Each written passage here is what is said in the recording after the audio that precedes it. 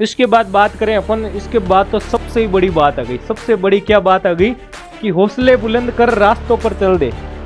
अभी तक भी जो सोया हुआ है उसको जाग जाना चाहिए। अब अभी भी नई जगह तो कोई मतलब नहीं है कि हौसले बुलंद कर रास्तों पर चल दे, तुझे तेरा मुकाम मिल जाएगा। बढ़कर अकेला तू पहल कर देख, ठीक है ना, पहल कर, देख कर तुझको काफिला खुद खड़ा हो जाएगा, काफिला खुद बन जाएगा। तू आगे तो चल, तेरे पीछे पीछे पूरी काफिला आ जाए।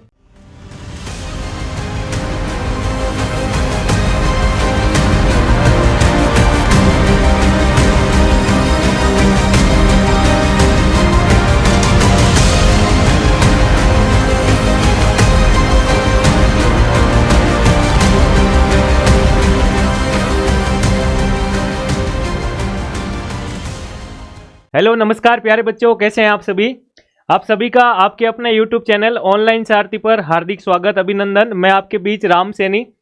बच्चों, हमेशा की तरह आज मैं आपके सामने फिर से लेकर आया हूं सामान्य विज्ञान की क्लास। और हमारा जो चैप्टर चल रहा था तंत्रिका तंत्र, उसी को कंटिन्यू करते हुए आज अपन इसमें न्यूरॉन्स के बारे में पढ़ेंगे। तंत्रिका तंत्र की जो इकाई होती है न्यूरॉन्स, उसके बारे में पढ़ेंगे।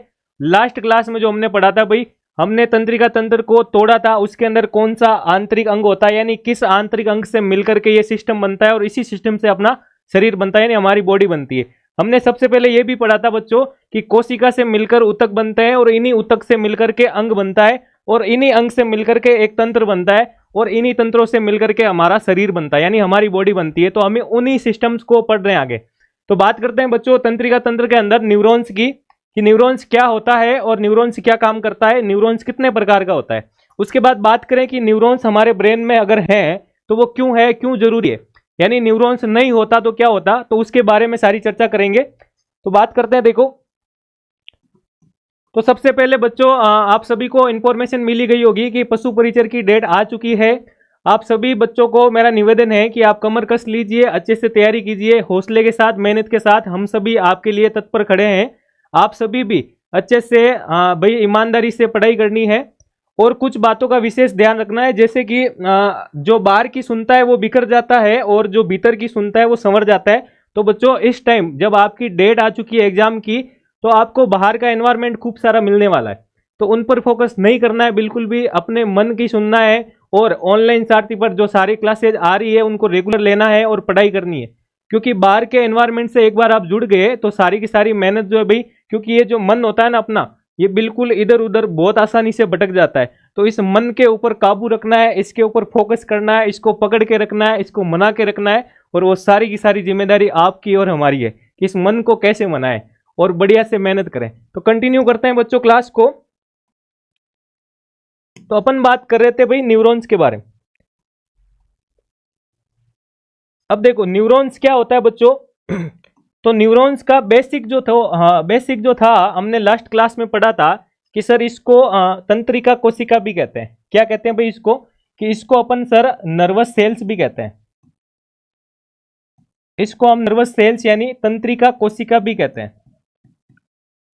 तो ये चीज हमने पढ़ी थी भाई कि तंत्रिका कोशिका। तो देखो बच्चों एक चीज आपको याद होगी कि हमने कहा था भाई, हमने कहा था कि सर ईंट जो है, ईंटों से मिलकर हम क्या बना रहे हैं, दीवार बना रहे हैं, और इसी दीवार को मिलाने से अपना कमरा बन रहा है। और जब कमरे से अपना मकान, अपना घर बन रहा है, तो इसी स्ट्रक्चर को मैंने आपको याद करने का कहा था। और इसी के अंदर अपना जो भाई साइंस का टॉपिक ऐड हो जाता है, यानी कि सर आपने कहा कि सेल, और सेल से मिलकर क्या बन जाता है, टिश्यू, और इन्हीं टिश्यू से मिलकर के ऑर्गन बनते हैं, यानी अंग बनते हैं। क्या बनते हैं बच्चों, अंग। और इन्हीं अंग से मिलकर तंत्र बनते हैं। और इन्हीं तंत्र से जब सारे तंत्र, सारे के सारे तंत्र मिल जाते हैं, यानी हमारे शरीर में जितने भी सिस्टम्स है वो सब मिल जाते हैं, तो इससे हमारा शरीर बन जाता है। तो भाई इसी परफॉर्मा को ऐड करते हुए अपन पढ़ रहे हैं सेल्स के बारे में, कि तंत्रिका तंत्र की जो इकाई होती है उसको हमने न्यूरॉन्स का, यानी इसको अपन तंत्रिका कोशिका भी कहते हैं। फिर बात करते हैं बच्चों कि तंत्रिका तंत्र की ये क्या होती है, मूलभूत इकाई होती है। तो ये तंत्रिका तंत्र की मूलभूत इकाई होती है। जैसे हमने सेल पढ़ी थी, उसमें हमने कहा था बच्चों कि हमारे शरीर की संरचनात्मक, कार्यात्मक और आधारभूत इकाई क्या होती है, कोशिका होती है। तो वैसे ही अगर सिस्टम की बात करें अपन कि तंत्रिका तंत्र यानी नर्वस सिस्टम की मूलभूत इकाई क्या होती है, ये न्यूरॉन्स होती है। इसके बाद बात करते हैं अपन कि ये पूरे शरीर में सूचना प्रसारित करने में महत्वपूर्ण भूमिका निभाती है। तो ये इसका भाई इंपॉर्टेंट कार्य हो गया। इसका इंपॉर्टेंट कार्य क्या हो गया कि ये हमारे पूरे शरीर में सूचना को प्रसारित करती है। पूरी की पूरी बॉडी में न्यूरॉन्स क्या काम करती है, इंफॉर्मेशन को भेजती है। वो इंफॉर्मेशन आपकी दैनिक लाइफ यानी जो जीवन से जुड़ी हुई भी हो सकती है या अदर, जैसे कि आप एक जगह पे बैठे हो, बैठ के पढ़ाई कर रहे हो, कंसंट्रेशन कर रहे हो, ठीक है ना, आपकी इमोशंस के साथ, सोच के साथ, तर्क शक्ति के साथ, आपकी योजनाओं के साथ, प्लानिंग के साथ, मुझे क्या करना है, ठीक है ना, एग्जाम की डेट आ गई, मैं योजना बनाऊंगा, मैं इस हिसाब से पढ़ूंगा, मैं वैसे पढ़ूंगा, देर रात तक पढ़ूंगा, सुबह जल्दी हो, तो ये सारी सूचनाएं जो है उसमें महत्वपूर्ण भूमिका निभाती है। इसके बाद बात करते हैं भाई कि तंत्रिका तंत्र की ये कार्यात्मक संरचनात्मक, ठीक है ना, कार्यात्मक और संरचना यानी स्ट्रक्चरल और फंडामेंटल इकाई जो होती है वो कौन होती है, न्यूरॉन होती है। फिर हम बात करते हैं कि हमारे शरीर में लगभग 100 अरब से ज्यादा न्यूरॉन होते हैं। लास्ट क्लास में मैंने आपको ब्रेन के स्ट्रक्चर में बताया था न्यूरॉन्स का डायग्राम, ठीक है ना, तो ये बिल्कुल तंतुमय स्ट्रक्चर, तंतुमय संरचना में होती है भाई, और इनकी जो काउंट्स होते हैं वो 100 अरब से भी ज्यादा होते हैं। अब आप सोच लो भाई कितनी अधिक संख्या में हमारे बॉडी में क्या है भाई, न्यूरॉन्स है। इसके बाद बात करें कि न्यूरॉन शरीर में पाई जाने वाली सबसे लंबी कोशिका होती है। तो जब 100 अरब से ज्यादा है और सबसे लंबी कोशिका है, इसको तंत्रिका कोशिका कहते हैं। ये बहुत इंपॉर्टेंट काम करती है, सूचना को प्रसारित करने में महत्वपूर्ण भूमिका निभाती है। तो भाई ये सारे की सारी इसकी प्रॉपर्टी हो गई। और क्वेश्चन अगर ऐसा आ जाए कि तंत्रिका कोशिका के बारे में असत्य कथन है और 4 लाइनें दे दे और इसमें से एक आपको नेगेटिव दे दे, तो ऐसा भी क्वेश्चन बन सकता है आपको। तो प्रॉपर्टीज का भी आपको ध्यान रखना है भाई। इसके बाद बात करते हैं बच्चों कि इसमें सबसे कम पुनर्निर्माण की क्षमता पाई जाती है, अर्थात कोशिका विभाजन नहीं होता है। तो जब अपन ने सेल पढ़ी थी तब वहां पे पढ़ा था कि जो ब्रेन के अंदर, मस्तिष्क के अंदर जो कोशिका पाई जाती है उसके अंदर कोशिका विभाजन नहीं होता है। तो उसका मुझे सभी कमेंट करके बताएंगे कि उसमें कोशिका विभाजन क्यों नहीं होता है। कोशिका विभाजन के लिए क्या जरूरी होता है और क्यों इस न्यूरॉन्स के अंदर वो जरूरी चीज नहीं है, इस वजह से कोशिका विभाजन नहीं हो रहा है। तो अगर आप लोगों को नहीं पता है बच्चों, तो आप मेरी पिछली क्लास जो सेल्स की थी उसको देखिए। उसके अंदर मैंने आपको बताया था कि जो एक होती है बच्चों नॉर्मल सेल्स एक होती है बच्चों नॉर्मल सेल्स, और एक हम बात करें यानी ये एक तो हो गई सामान्य कोशिका,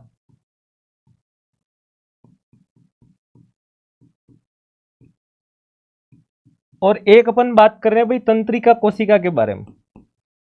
और किसके बारे में बात करें बच्चों, तंत्रिका कोशिका के बारे में। और तंत्रिका कोशिका क्या है, यानी हम न्यूरॉन्स की बात कर रहे हैं। किसकी बात कर रहे हैं, न्यूरॉन्स की बात कर रहे हैं।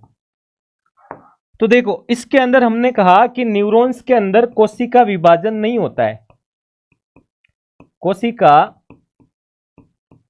विभाजन नहीं होता है।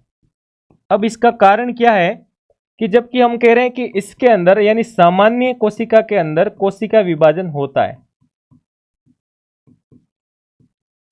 इसके अंदर जो है सामान्य कोशिका के अंदर कोशिका विभाजन होता है। तो देखो बच्चों इसके अंदर क्यों होता है, इसका कारण है कि इसमें जो है सेंट्रोसोम पाया जाता है। और ये सेंट्रोसोम होता है भाई कोशिका विभाजन के लिए उत्तरदायी होता है, लेकिन इसके अंदर ये सेंट्रोसोम जो है भाई ये नहीं पाया जाता है। इसीलिए कहते हैं कि जब भी आप गाड़ी चलाते हो तो आपको हेलमेट पहनना चाहिए, क्योंकि अगर हेलमेट नहीं पहने हो और कहीं पे टक्कर लग गई, ऐसा कुछ हो गया, तो क्या होगा, ये ब्रेन जो है वो डैमेज हो सकता है। इसके अंदर जो सेल्स है वो डैमेज हो गई एक बार तो गए काम से। क्यों, क्योंकि इस सेल्स के पास वापस से डिवीजन होने की, विभाजन होने की क्षमता नहीं है भाई। तो इसलिए आप लोगों को हेलमेट लगाना, ये मैंने लास्ट क्लास में भी बताया था।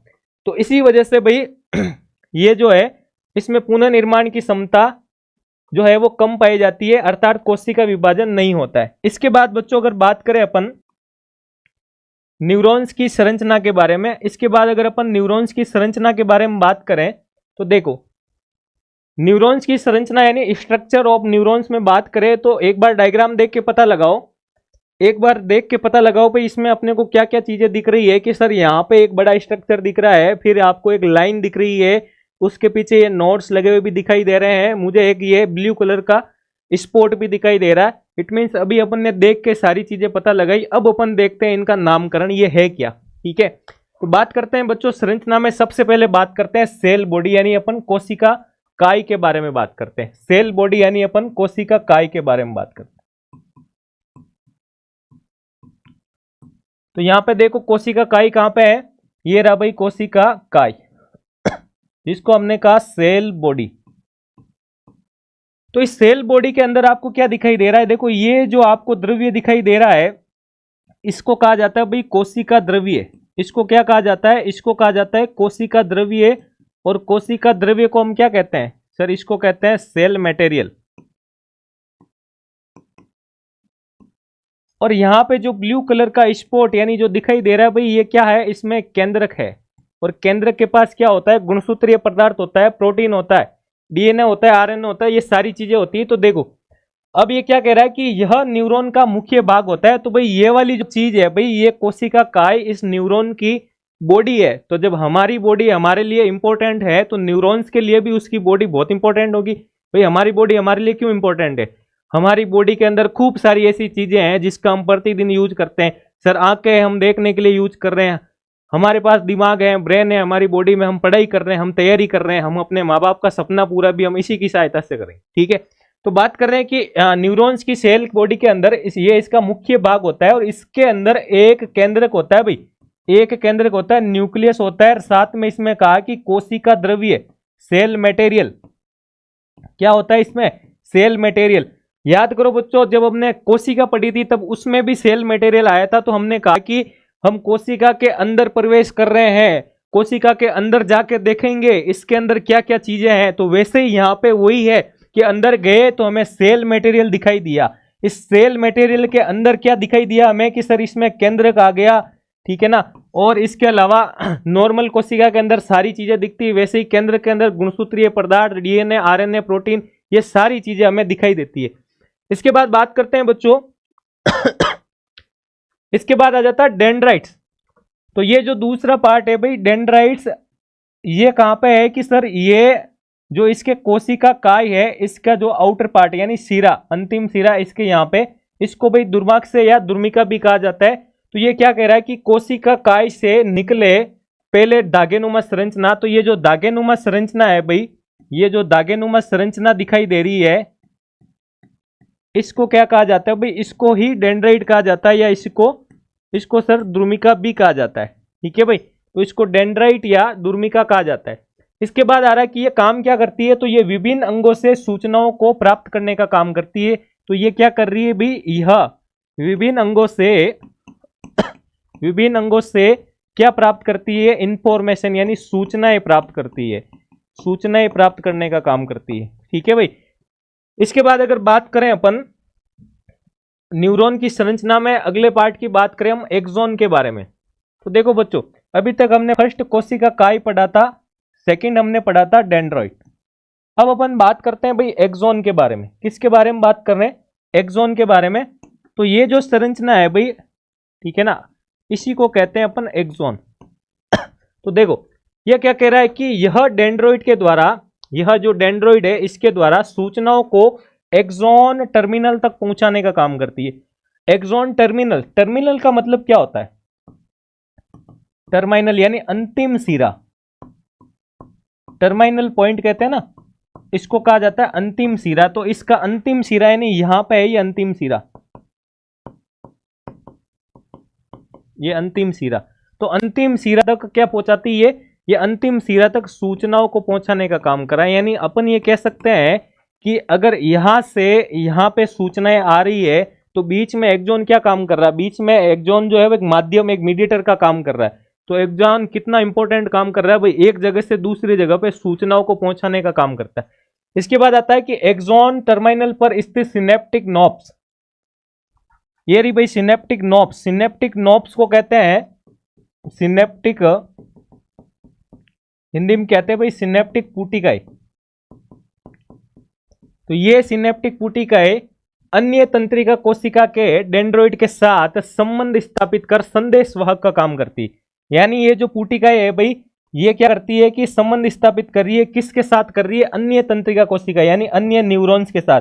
ये कोई दूसरा न्यूरॉन है इसके साथ क्या कर रही है भाई? इसके साथ ये रिलेशन बना रही है, संबंध बना रही है।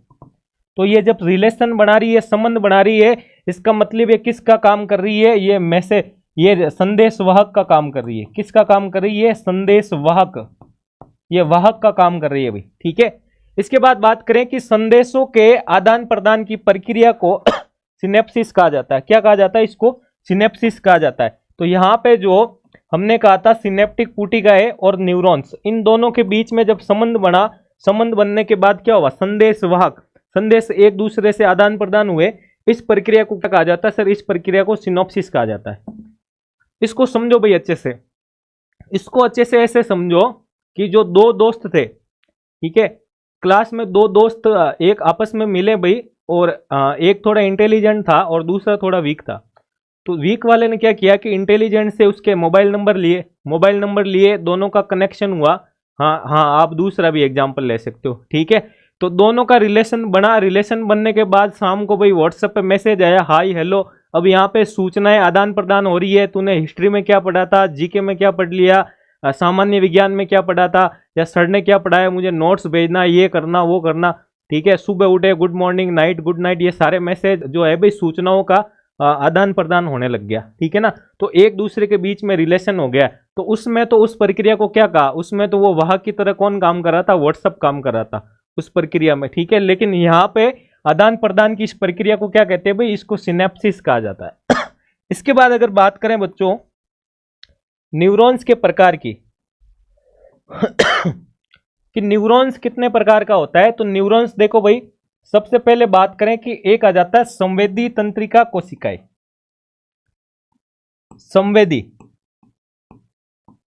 संवेदी का मतलब होता है सेंसरी। अब सेंसरी कौन कौन से ऑर्गन है हमारे शरीर में, कौन बताएगा? कमेंट करके बताओ भाई, सेंसरी ऑर्गन या सेंसरी अंग कौन कौन से है?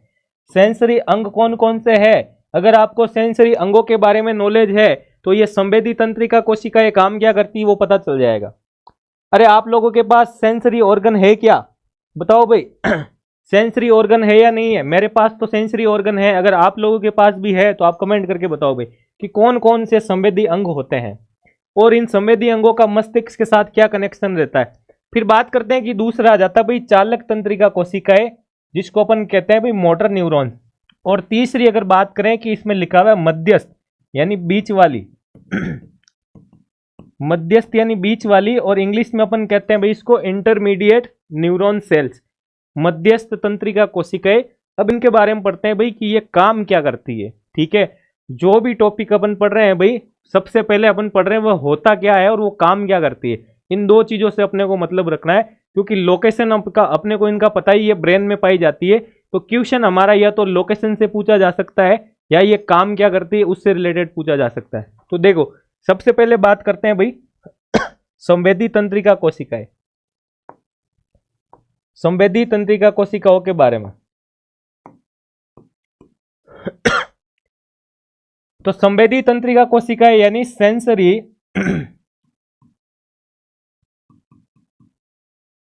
न्यूरॉन्स के बारे में अगर बात करें अपन, तो ऐसी तंत्रिका कोशिकाएं जो संवेदी अंगों से मस्तिष्क तक सूचनाओं को लेकर जाती है। कहां से लेकर जाती है? संवेदी अंग, संवेदी अंग से कहां लेके जाती है? ये मस्तिष्क तक, मस्तिष्क तक लेके जाती है यानी अपने ब्रेन तक लेके जाती है।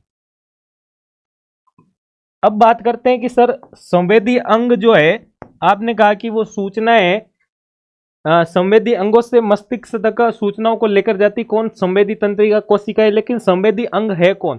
तो संवेदी अंग में बात करें अपन तो इसमें आ जाती भाई आंख, जिसके द्वारा अपन क्या करते हैं? देखते हैं। इसके अलावा कान, जिसके द्वारा अपन सुनते हैं। इसके बाद बात करें नाक, जिसके द्वारा अपन सूंघने का काम करते हैं। फिर बात करें जीभ, जीभ के बारे में जो हमें स्वाद का मालूम करवाती है, स्वाद का ज्ञान करवाती है। इसके अलावा जो आ जाती है भाई त्वचा यानी स्किन, तो क्या काम करती है? महसूस करने का काम करती है। क्या काम करती है भाई? महसूस करने का। हाँ, त्वचा के बारे में बेटे सबको पता है। तो जो स्किन क्या काम करती है भाई महसूस करवाने का। तो एक बार भाई ये सोचो, एक बार सोचो, सोचना है आपको, जस्ट इमेजिन करना है।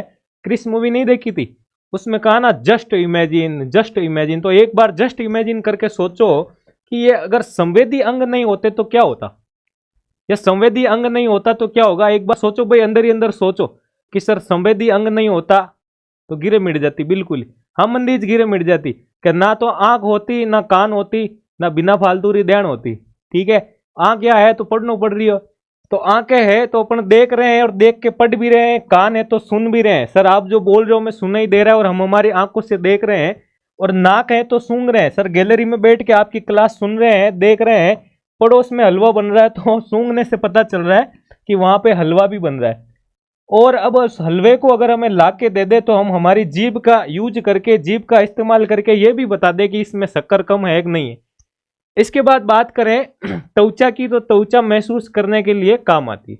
तो भाई संवेदी अंग क्या काम करते हैं कि संवेदी तंत्रिका कोशिकाएं क्या काम करती है कि ये संवेदी अंगों से मस्तिष्क तक सूचनाओं को लेकर जाते हैं। तो देखो भाई यहां पे कौन काम कर रहा है कि सर तंत्रिका कोशिकाएं, ये तंत्रिका कोशिकाएं। कौन सी तंत्रिका कोशिकाएं? संवेदी तंत्रिका कोशिकाएं काम क्या कर रही है कि संवेदी अंगों से सूचनाओं को ब्रेन तक लेके जा रही है।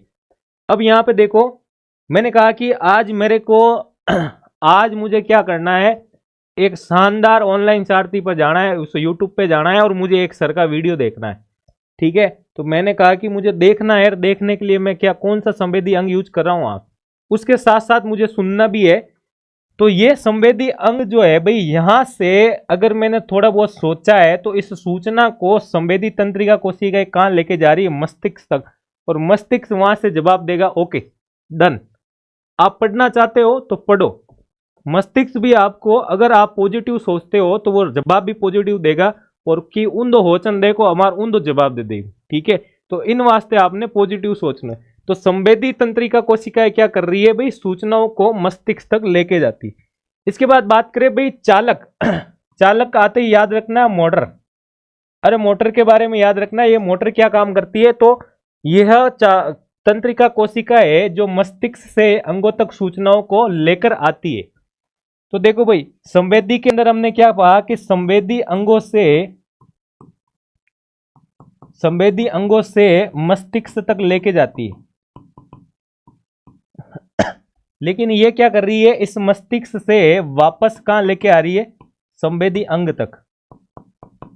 तो यहां पे क्या हो गया भाई कि संवेदी अंगों से मस्तिष्क तक कौन लेके जा रही थी, संवेदी तंत्रिका कोशिकाएं।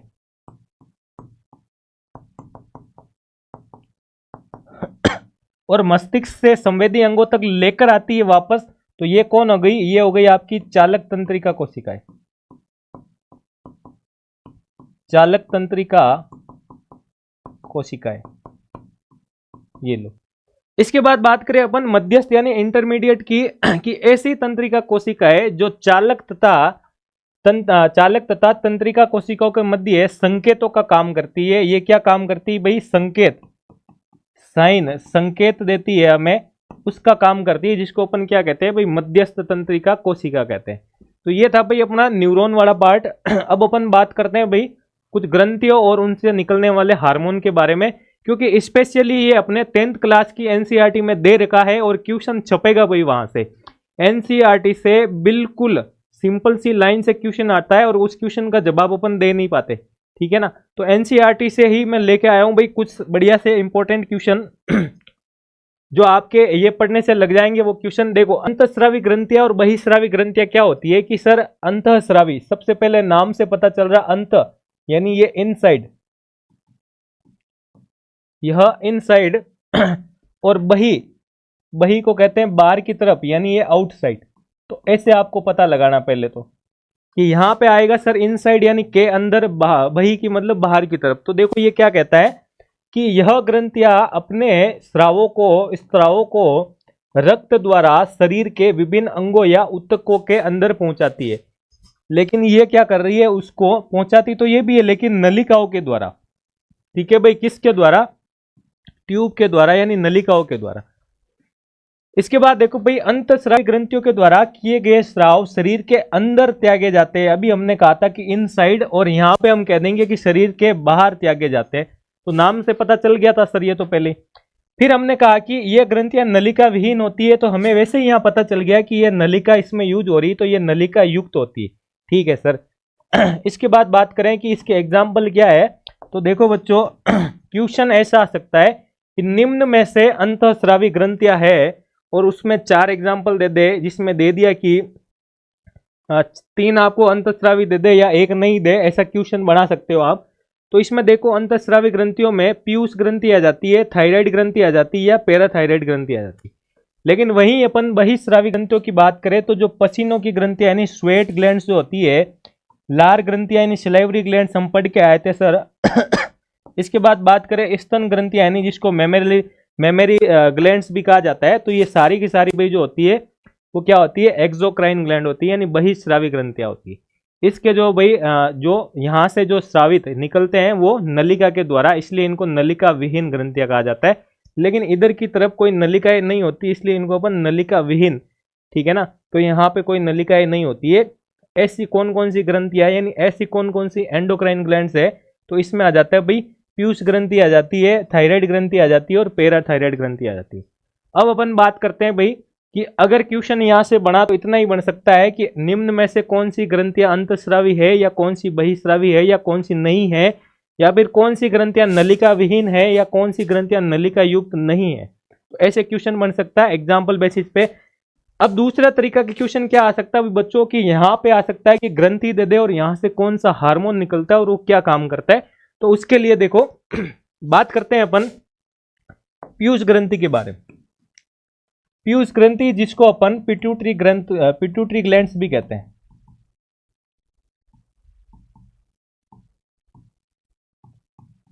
तो पीयूष ग्रंथि से जो हार्मोन निकलते हैं भाई, वृद्धि हार्मोन निकलते हैं, यानी इनको अपन कहते हैं ग्रोथ हार्मोन।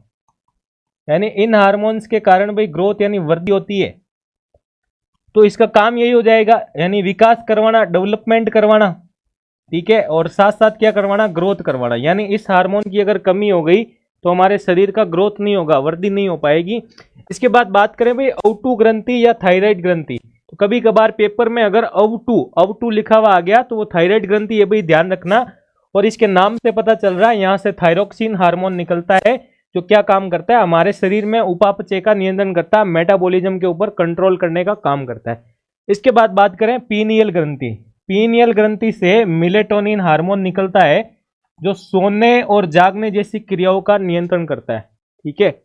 तो पीनियल ग्रंथि से दोस्ती कर लो भाई सब के सब, क्योंकि सोने और जागने का इसी पे ही तो हमें कंट्रोल करना है, ना ज्यादा सोना है ना ज्यादा जागना है। कि सर दोनों तो पॉसिबल नहीं है, या तो बढ़िया से नींद लेंगे या पूरी रात जगेंगे, लेकिन ऐसा नहीं करना है बच्चों। देखो मुझे पता है अभी आप लोग देर रात तक जाकर पढ़ रहे हो, लेकिन साथ में आपको आपकी हेल्थ का ध्यान भी रखना है, प्रॉपर नींद भी लेनी है, दिमाग में ज्यादा लोड लेके नहीं पढ़ना है, ठीक है। आपको पूरा पूरा मेंटेनेंस करते हुए शरीर का मेंटेनेंस और हेल्थ के साथ मैनेजमेंट बनाए रखना है। चाहे आप खाने को लेके बनाओ, नींद को लेके बनाओ, ठीक है ना, बाहर के एनवायरनमेंट को, घर के काम को, सबको एक बढ़िया तरीके से मैनेजमेंट करके ईमानदारी के साथ पढ़ाई करनी। इसके बाद बात करें अपन पैराथायराइड ग्रंथि, वहां से निकलता है पैराथायराइड हार्मोन। काम क्या करता है ये, तो रुधिर में कैल्शियम के स्तर को नियंत्रित करता है। अगर रुधिर में कैल्शियम के स्तर कम हो गया तो गड़बड़ हो जाएगा। फिर बात करें थाइमस ग्रंथि, थाइमोसिन हार्मोन निकलता है। ये काम क्या करता है, तो ये बाल्यावस्था में जनन अंगों के विकास पर नियंत्रण करता है। इसके बाद बात करें एड्रीनल, देखो नाम से पता चल रहा है एड्रीनल, तो रीनल वर्ड हमेशा किडनी से जुड़ा हुआ रहता है, किडनी से संबंधित है। तो ये किडनी के ऊपर जो ग्रंथि पाई जाती है उसको कहा जाता है एड्रीनल। यहाँ से एड्रीनलिन हार्मोन निकलता है। ये क्या काम करता है, संकटकालीन परिस्थितियों में शरीर को बचाने के लिए तैयार करता है। इसके बाद बात करते हैं अपन कि सर सबसे बड़ा संकट काल तो अभी है, एग्जाम की डेट भी आ गई, ठीक है, तो टाइम पड़ा है, आराम से मैनेज करना है, अच्छे से पढ़ना है, नो प्रॉब्लम। इसके बाद बात करें अग्नाशय ग्रंथि, अग्नाशय ग्रंथि, अग्नाशय अपन पढ़ के आए थे भाई, पेनक्रियाज। पेनक्रियाज से इंसुलिन हार्मोन निकलता है और जो रुधिर में शर्करा का नियंत्रण करता है। अगर शर्करा बढ़ गया तो शुगर का लेवल बढ़ गया तो डायबिटीज हो सकता है। तो ये आपको याद रखना भाई, ग्रंथियां और इनसे संबंधित हार्मोन। तो यहां से क्वेश्चन कैसा बन सकता है, एक तो ये बन सकता है भाई ग्रंथि और हार्मोन, इनको मैच करने वाला क्वेश्चन बन सकता है। दूसरा, हार्मोन दे दिया और उससे संबंधित कार्य, उसको भी मैच करने वाला क्वेश्चन दे सकते हैं। ठीक है, तो दोनों तरह के क्वेश्चन आपको तैयार करने हैं। मैं एमसीक्यूज कराऊंगा, बहुत जल्दी एमसीक्यूज लेके आऊंगा भाई, घबराना नहीं है, आराम से, टेंशन नहीं लेना है, बिल्कुल सब करवाएंगे, समय पड़ा है, रिवीजन भी करवाएंगे, मस्त रहो।